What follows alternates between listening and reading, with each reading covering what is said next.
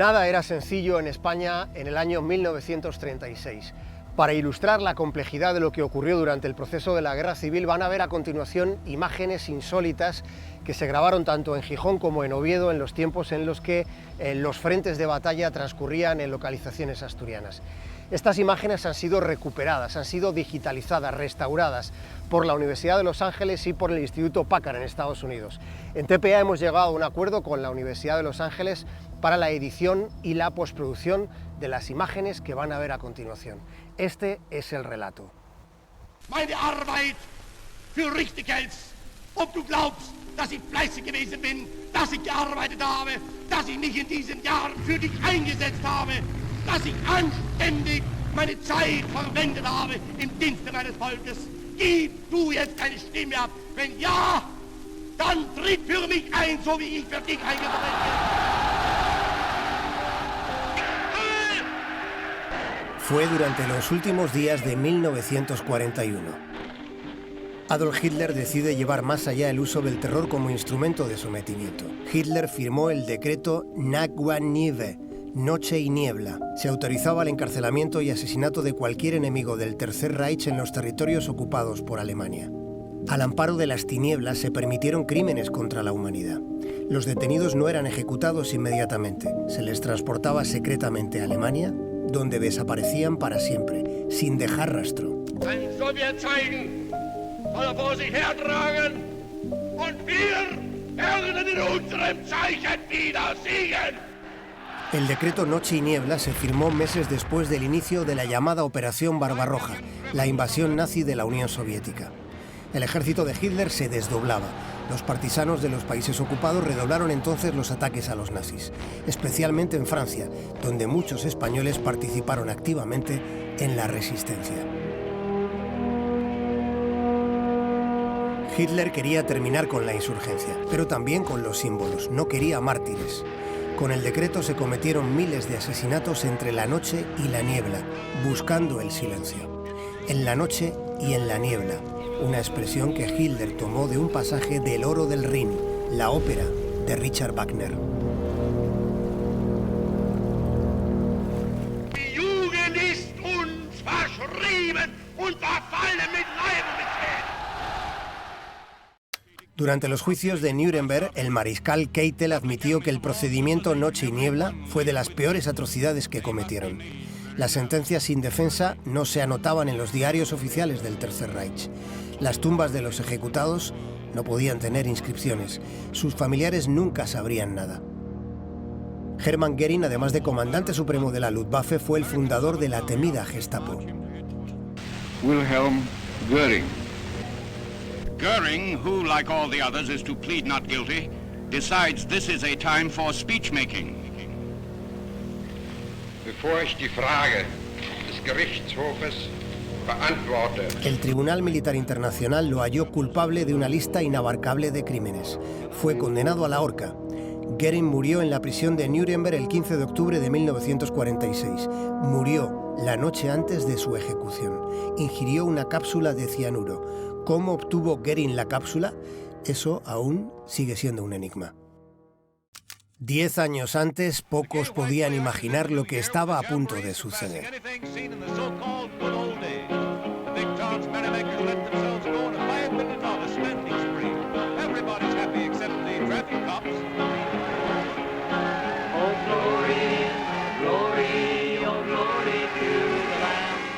Primeras horas de 1936, el año del comienzo de la Guerra Civil. Lo que estamos viendo es la celebración de la Nochevieja en Filadelfia. Fueron cerca de 3.000 estadounidenses los que vinieron a combatir a España, por decisión propia.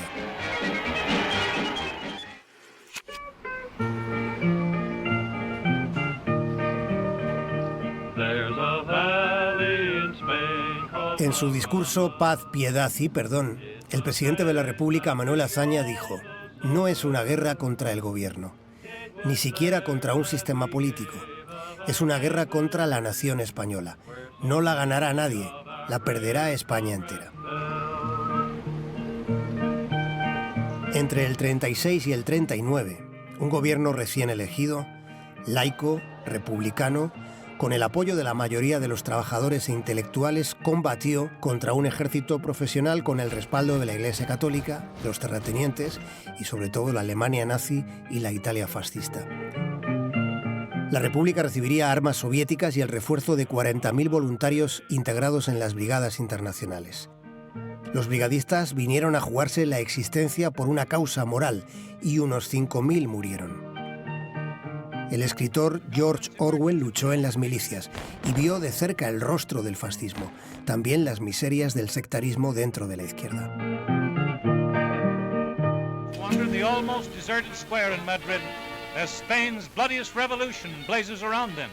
Mientras los madrileños viven los últimos días de paseos, en Washington el gobierno de Roosevelt se aferra al principio de neutralidad para no intervenir en favor de un gobierno democrático.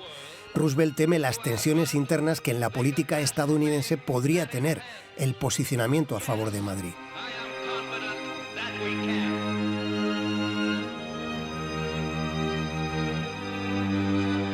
El gobierno británico había decidido que lo mejor era mantenerse al margen. Es la llamada política de apaciguamiento de Hitler. Reino Unido organiza el Comité de No Intervención, aun sabiendo que otros países sí estaban participando. Los británicos pensaron que Hitler no sacaría sus tanques de Alemania si no se hacía un frente internacional de la Guerra Civil Española. Londres se equivocaba. La política internacional la dictaba precisamente Gran Bretaña, ¿no? Que fue el que convenció de alguna manera a Francia para que no vendiese armas al gobierno del Frente Popular aquí en España, ¿no? Cuando estalló la guerra.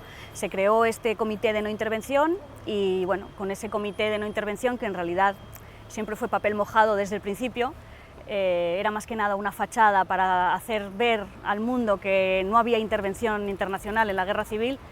Sin embargo, sí que la había, ¿no? Sabemos que el bando nacional recibía ayuda de Mussolini y de Hitler y el bando republicano recibía ayuda de la Unión Soviética.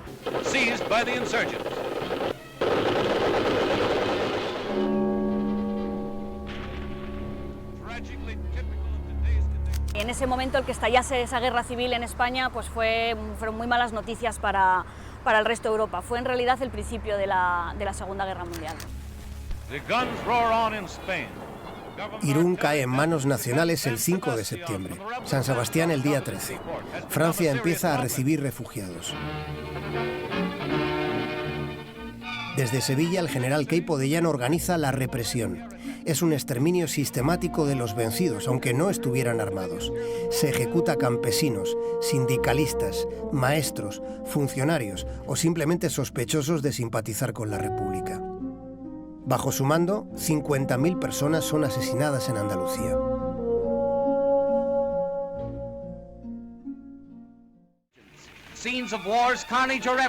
Los nacionales habían conquistado Toledo. En octubre, los ojos de Franco ya miran a Madrid.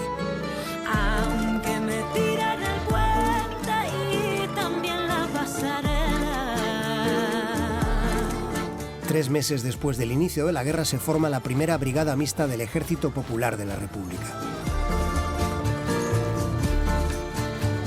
Si me quieres escribir, ya sabes mi paradero.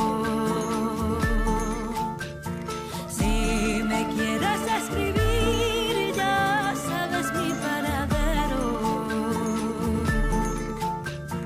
Tercera brigada mixta, primera línea de fuego.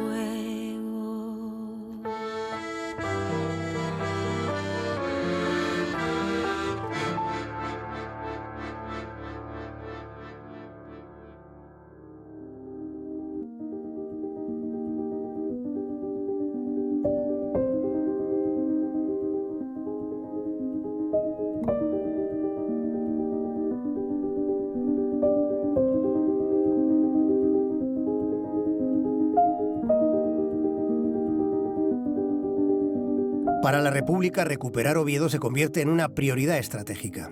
En noviembre del 36, la ofensiva republicana sobre la capital de Asturias fracasa por la resistencia de los nacionales. El coronel Aranda dirige la defensa de los sublevados. Las imágenes que les estamos mostrando son películas inéditas que grabó la agencia Hearst. Parte de este material se proyectaba en los cines de Estados Unidos.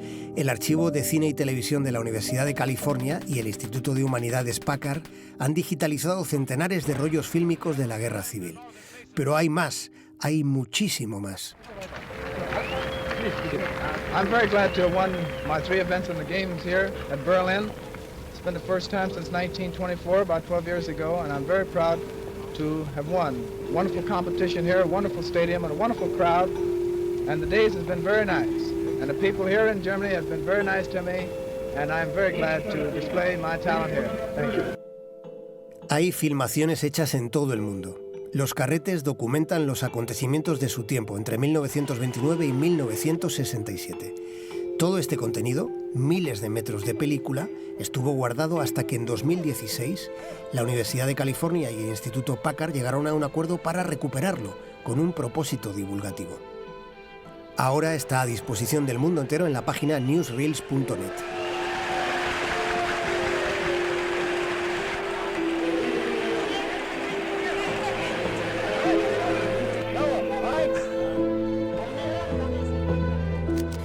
La historiadora asturiana Silvia Ribelles trabaja directamente para este proyecto allí en Los Ángeles. Trabaja documentando cada detalle. De los vídeos que he encontrado en la colección de Hearst, el que más me impactó, porque soy de Oviedo, el que más me impactó es un vídeo que hay de 10 minutos que se grabó cuando entraron las tropas nacionales en Oviedo y, digamos, o sea, entraron por el Naranco, como se sabe, ¿no? Y hicieron conexión con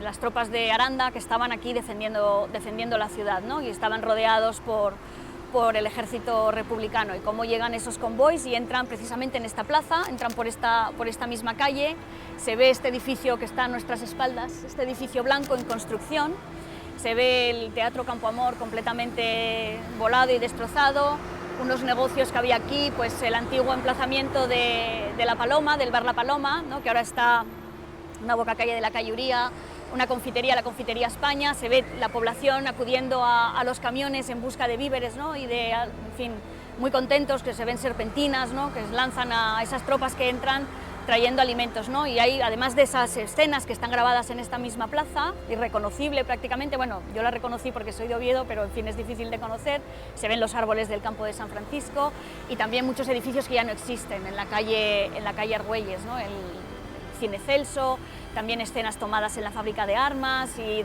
unas escenas tomadas de la catedral desde el centro de previsión, en fin, hay unas escenas absolutamente apasionantes de una calidad inmejorable que llaman mucho la atención. Además son 10 minutos del cámara grabando a la gente caminando por la calle, un hombre con madreñas y con un paraguas, en fin, soldados en una trinchera, el frente de la Cadellada. Hay escenas interesantísimas y de muy buena calidad. Y la calidad es tan buena que nos acerca, ¿no? La historia y nos acerca sobre todo a nuestros antepasados. Nuestros antepasados están ahí, pasando por las mismas calles por las que tantas veces hemos caminado. Son personas que existieron, son rostros parecidos a los nuestros. Son fragmentos de tiempo que contienen la fuerza de la realidad que atestigua lo que ocurrió. En estas secuencias se mezcla lo íntimo y lo universal.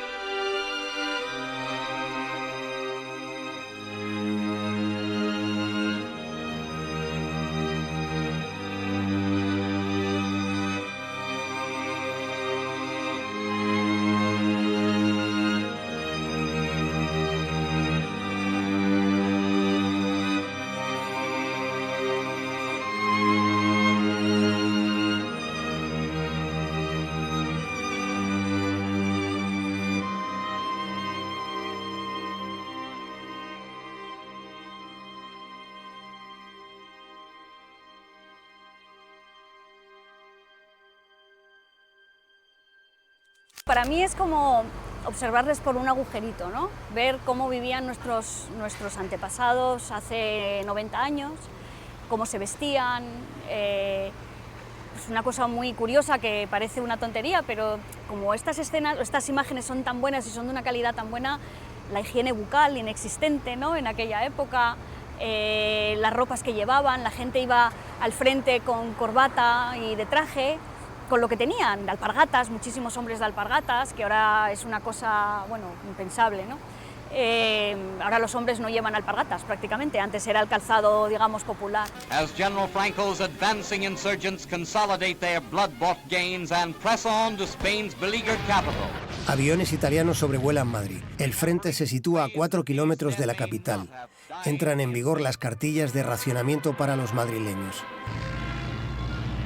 Caen bombas incendiarias sobre el Museo del Prado, el Arqueológico, el Antropológico, la Academia de Bellas Artes y la Biblioteca Nacional. This is the Casa del Campo battlefield near the capital. Batalla en la Casa de Campo. La forma más espantosa de la guerra acecha a los ciudadanos de Madrid. Día tras día, por la mañana y por la noche, no hay tregua ni para el temor ni para la incertidumbre. Fires break out, destroying hundreds of dwellings and stores. 250,000 is the estimated number of homeless.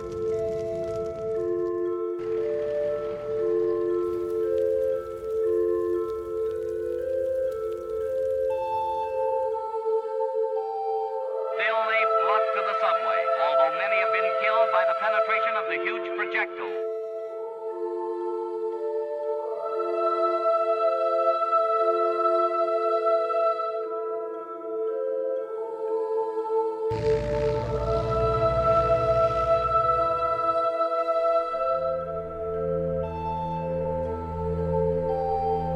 Into the foul air of the unventilated subway where pestilence threatens, thousands flee for protection. The bombers roll on. Night brings no cessation of the attacks and fought. Water is scarce, fire apparatus ineffective. The coming of the new year, joyously celebrated by the rest of the world, promises only desolation for stricken Madrid.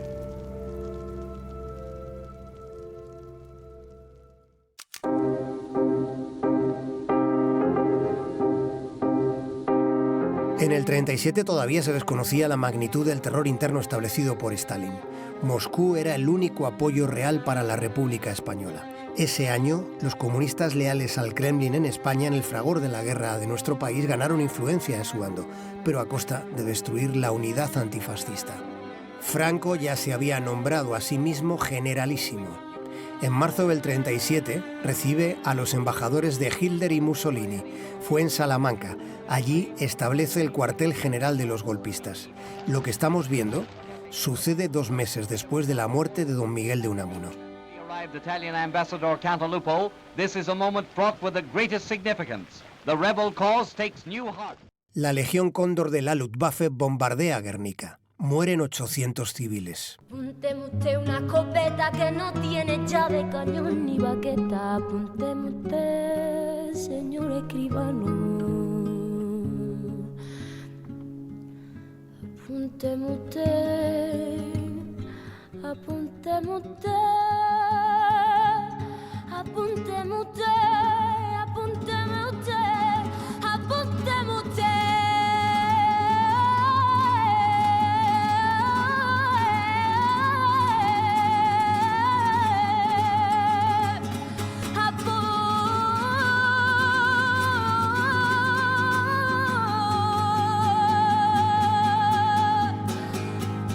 Guernica se convierte en símbolo del terror, de la indefensión y de la masacre.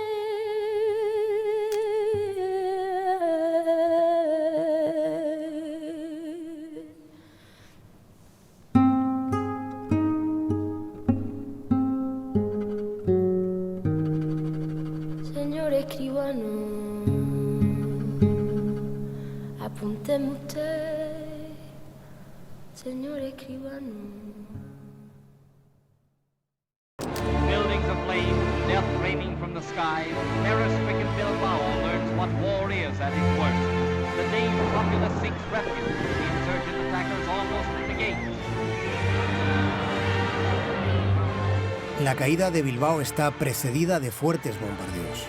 La situación de pánico propicia una estampida hacia el mar. Con los golpistas a las puertas de la ciudad salen en barco miles de niños. La investigación de Silvia Ribelles de los archivos históricos revela que la labor de la Royal Navy británica en el Cantábrico durante la Guerra Civil fue mucho más relevante de lo que se creía. Me zambullí en la presencia de Gran Bretaña y descubrí pues, una labor, la verdad, humanitaria importantísima. Los que realmente habían estado presentes en la cornisa cantábrica habían sido los británicos y no tanto los americanos, ¿no? Cuando se empezó con la evacuación de la población, cuando ya se veía que las tropas nacionales avanzaban y que no había manera de pararlas, ¿no? Por el norte, desde Vizcaya hacia Asturias, pues ya se organizó la evacuación de la población civil a través de mercantes británicos, porque se sabía que la presencia de la Royal Navy en las costas era importantísima para que esos barcos cargados de refugiados no fuesen molestados de nuevo por la Marina franquista, ¿no? Su presencia fue muy importante para que pudiesen entrar barcos con víveres, porque los víveres no se consideraban material bélico. A bordo de mercantes británicos salieron solamente de Asturias 46.000 personas, que es más o menos la población que tenía Gijón en aquel momento. War at its worst and humanity at its best. El objetivo de los nacionales es penetrar en Asturias desde León y desde Cantabria.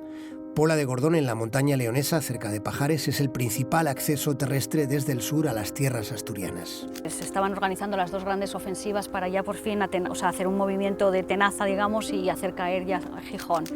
Y entonces son las fuerzas de Aranda en León, en la montaña astur-leonesa, donde se ve movimiento de tropas, las tropas que van avanzando. Han hecho noche en unas tiendas de campaña que se ven perfectamente bien, han hecho noche en el alto de Ayara y entonces van caminando. Se están las baterías disparando desde León hacia Celleros, junto a Pajares, y son unas escenas de una calidad también de nuevo buenísima, ¿no? Donde se puede apreciar el armamento, se pueden apreciar los capotes, ya el frío del invierno, bueno, no del invierno, ¿no? Pero ya del final del verano, ya el otoño cercano en la cordillera cantábrica, ¿no? Donde se ve al fondo un mar de montañas, ¿no? Y pues que emocionan al verlas, porque nos acercan a esos momentos de la historia. Siendo como fue Asturias un lugar donde la guerra civil estuvo siempre viva, digamos, desde el principio hasta el 21 de octubre de 1937, fue un frente que nunca estuvo estable del todo,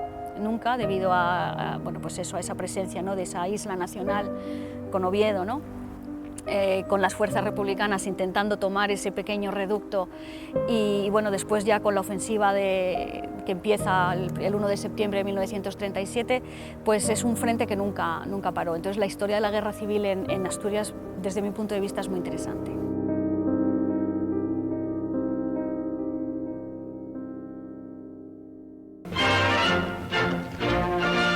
El 12 de octubre, en Burgos, el generalísimo Franco es aclamado durante los actos del Día de la Raza. Insurgent Spain hails its so far victorious leader, Generalissimo Francisco Franco, whose recent triumphs make him master of 2/3 of his native land.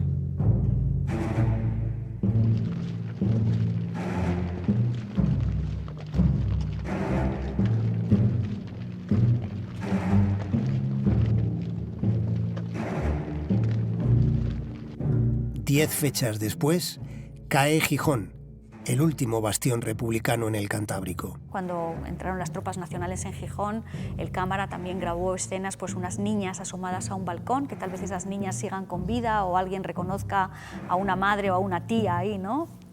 O a una abuela. Y están asomadas a un balcón, sonriendo, saludando al cámara con las sábanas blancas, ¿no? En señal de rendición. Y es una manera, pues, de entender nuestra historia desde un punto de vista visual, de acercarnos más a los acontecimientos históricos, y no solamente a la historia pura y dura, sino a la gente rodeada de la historia, ¿no? O sea, la gente de a pie, cómo vivían cómo vivieron esa guerra civil. Los podemos ver durante unos segundos y me parece interesantísimo.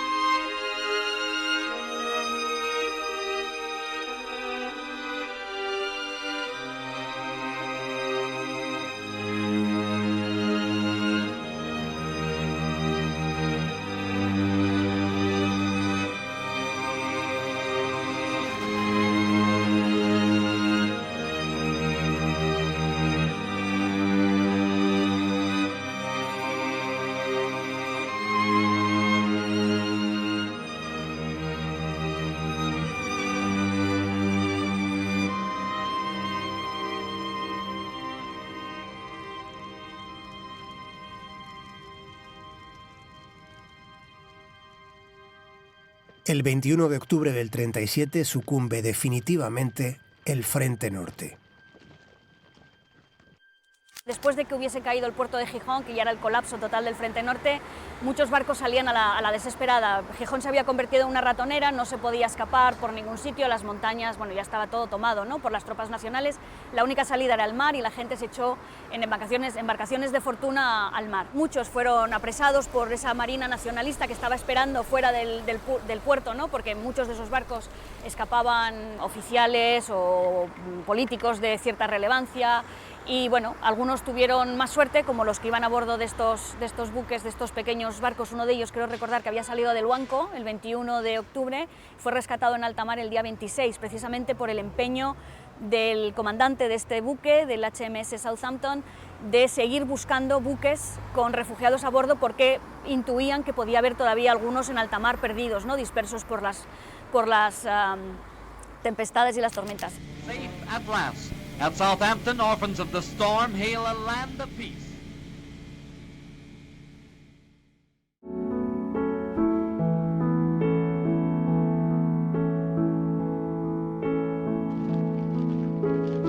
En la primavera del 38 caen Fraga y Lleida. Son enclaves cruciales en el avance de los nacionales a Barcelona. El objetivo de Franco es llegar hasta el río Segre para dividir en dos la zona republicana, segregando Cataluña.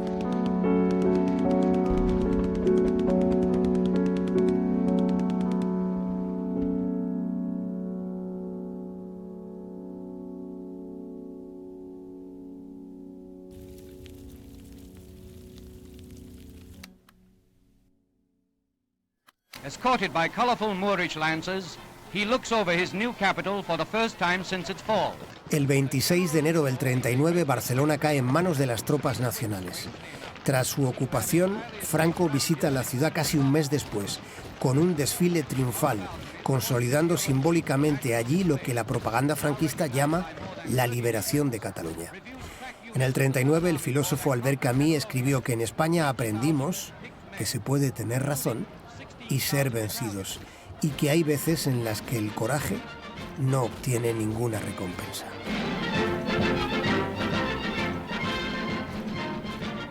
El poeta Antonio Machado cruza la frontera francesa a las pocas horas de la caída de Barcelona. 3 fechas después del desfile triunfal de Franco, Machado muere en Collioure. En aquellos días se dio un flujo espectral de refugiados llegando a otro país. Poetas, soldados heridos, madres con el quebranto de sus hijos medio congelados en el invierno de la derrota. Hambre, dolor, abatimiento, pérdida. Lo que estamos viendo es el retrato en movimiento sórdido del exilio republicano.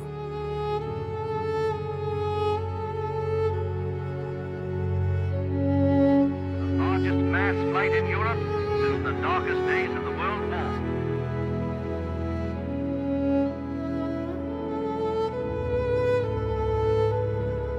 Heavy snows add to the suffering of the wanderer.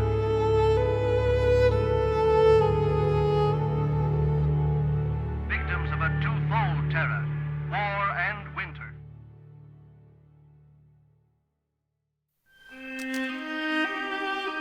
Luis Montero desapareció de la vida para siempre. Nunca se encontró su cuerpo. Jamás se supo dónde fue asesinado.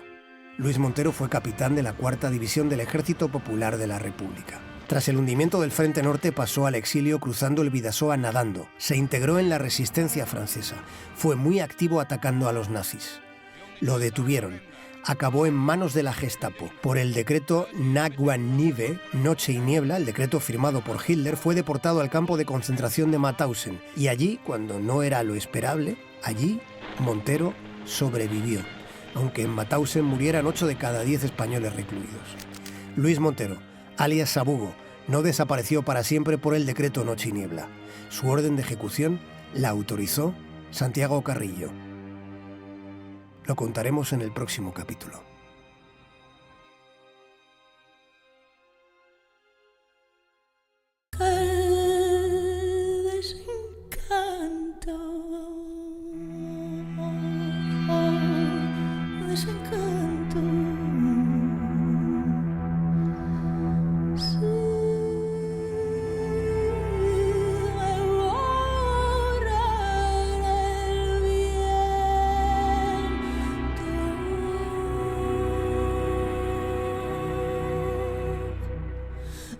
que ellos cantan.